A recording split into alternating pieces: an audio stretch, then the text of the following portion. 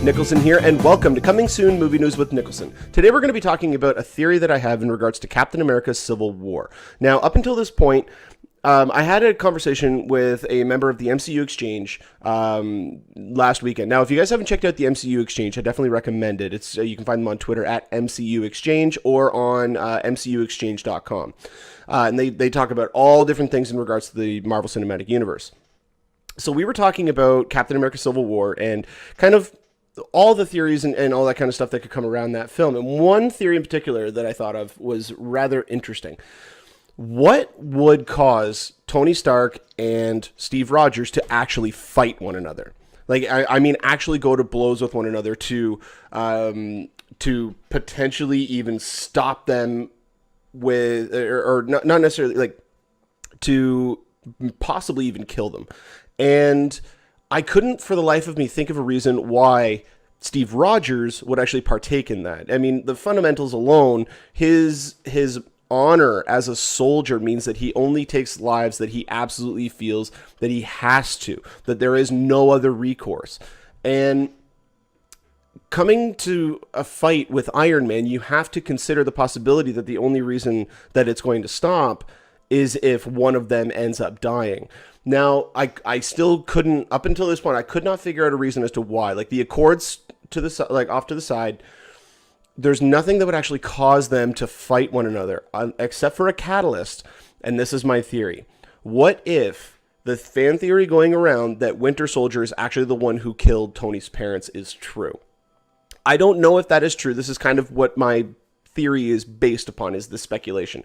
So if that is indeed the case, what happens if throughout the course of the film, like let's say, halfway through it or whatever, Tony actually discovers this, that he finds out that not only was Bucky Barnes responsible for the death of his parents, but that Steve either found out about it or knew about it and kept it from him, and either distraught due to anger or rage or even fear or possibly even drinking, because that's one thing that they haven't really alluded to with Tony Stark since Iron Man 2. I mean, they even thought about in the second one to adapt the Demon in the Bottle storyline, and it was just too... I think it was just too difficult of a storyline for them to adapt for kids to want to watch as well, because that was a big portion of their audience.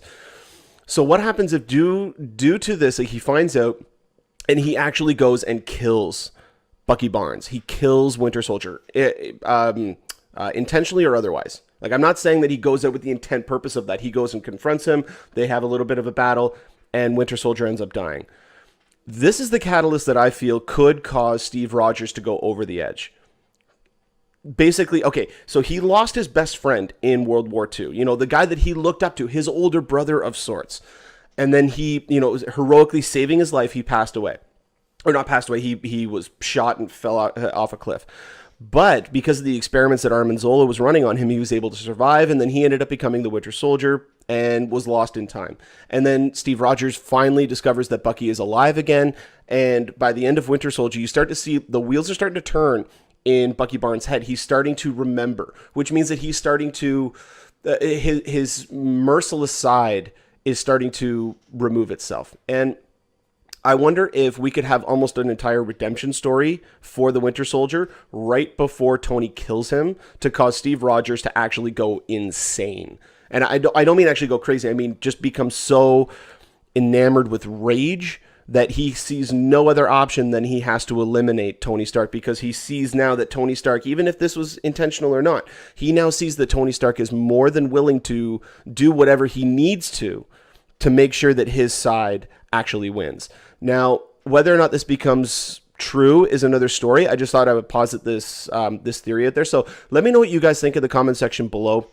Am I completely off base? I know, and I know some people are going to come out and say that, well, Sebastian Stan signed a 9-picture deal. Well, that doesn't necessarily mean they're going to use him for that length of time. It means that they now have him for several film appearances if they deem that the character requires or is required to be involved in this film or in this story.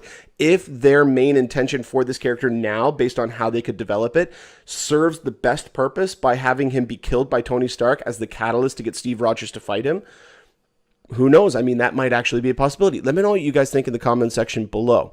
You can follow me on Twitter or Instagram at Niklsun, Niklsun. You can also click subscribe in the bottom corner of this video if you want to get updates whenever a new video is posted. You can also find our Facebook page at facebook.com/movie news with Niklsun. If you ever have a topic or question, put a comment in the comment section below, or you can email me at movienewswithniklsun@gmail.com. So yeah, let me know what you guys think of the theory, and without any further ado, I'll see you guys next time. Take care.